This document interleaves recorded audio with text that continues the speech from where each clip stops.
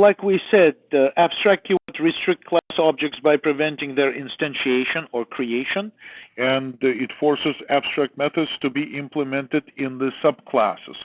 So, for example, right here, if I wanted to avoid, if I forgot to provide implementation of the full description in my book class, you can see that if I actually go to do a clean build of this and see what happens, the error message says book is not abstract and does not override abstract method full description, which is now required. So I have to do it, otherwise the programming language itself is not going to let me successfully do anything with those classes. I need to follow the rules and provide implementation of the full description. So this is by design, and this is actually a desired behavior. The actual power of abstract classes comes with this with this new example. Let's just go to another quick demonstration right here. So this is what I'd like to do. I'd like to create. Let me see. I'd like to create an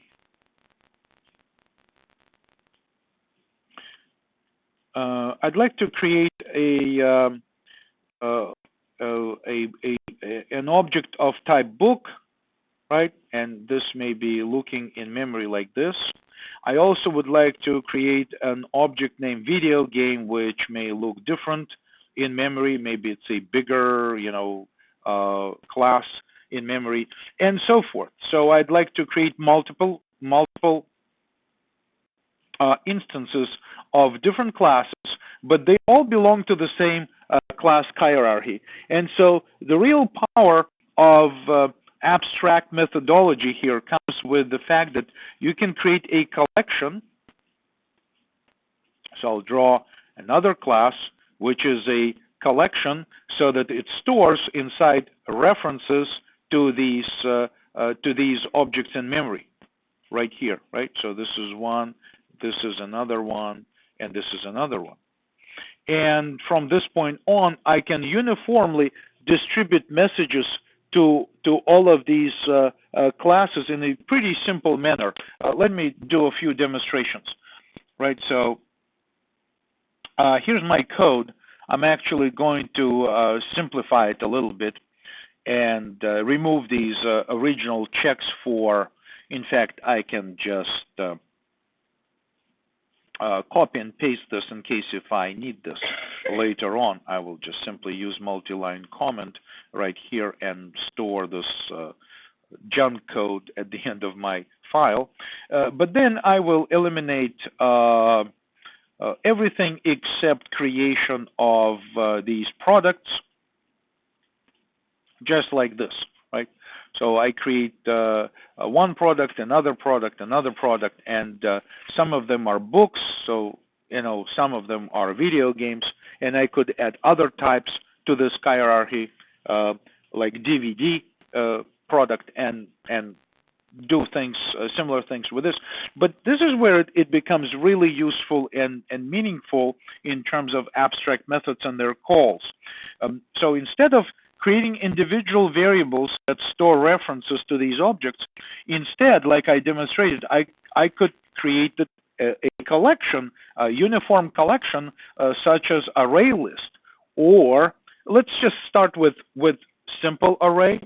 If you recall, we can say that we can create a product, right? We can create a product array. We can name it products equals new product array using square brackets, and specify how many of them we need in the array. Okay, so here you go. This is how you would create an instance of an array class, which is an object, which is very much something like this in memory. Okay, and so because this is an array of a product, it will be an array of object references to the product. So instead of then creating individual objects, what I can do, I can say that products, right? Products right here. Products perhaps 0. You know that arrays in Java are 0 based. So here products 0, I can populate product 0 with new book, and then let me just fix my index. Products 0, 1, and 2, right? These are the 3 elements in my array because I created an array of 3 elements. And this way I can populate my array with all of this. And then I can say for every product. Excuse me, could Aaron come in here and just sit and take a test? Absolutely. Yes, not a problem. Not a problem. Okay. Come on in. So the product right there in this array products, we can uniformly access every element here, products, right? So we can say, for instance, system dot out dot print print line, and we can call our products actually the product that we iterate through and say get full description, right? So this way, as you can see, this becomes really powerful and really useful because now you're dealing with a collection and you can, since a book and a video game both derive themselves from the product class, it's very easy to attach them to, references inside of this array, and then uniformly create a loop and loop through the entire collection and use, call one of those full description methods, and therefore it should work. So if I run this, let's see. So there you go. Like this is the book. Prints its full description, then there is a race game, there's a puzzle game, and the version of these games. So this is where I think this type of methodology really kind of shines because it's so flexible, and whereas we spend some time configuring everything inside of our classes, carefully planning the methods and which ones should be abstract and where and how they should be carefully implemented.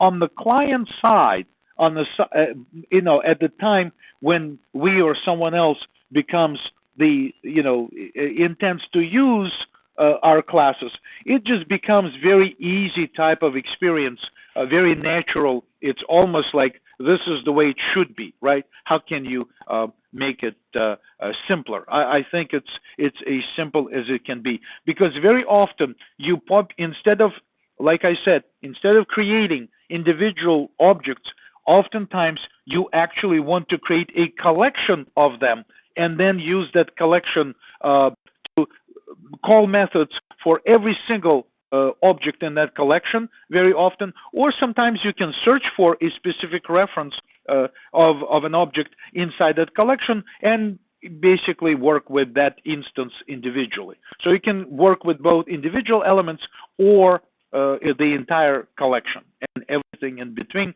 So this really gives you a tremendous advantage because otherwise, if this abstraction mechanism of the subclasses, relationship between the subclasses and superclasses didn't work, we'd be in big trouble. How do you create an array of, books, basically an array of apples and oranges? Well, you can do that if you have a common base, common superclass.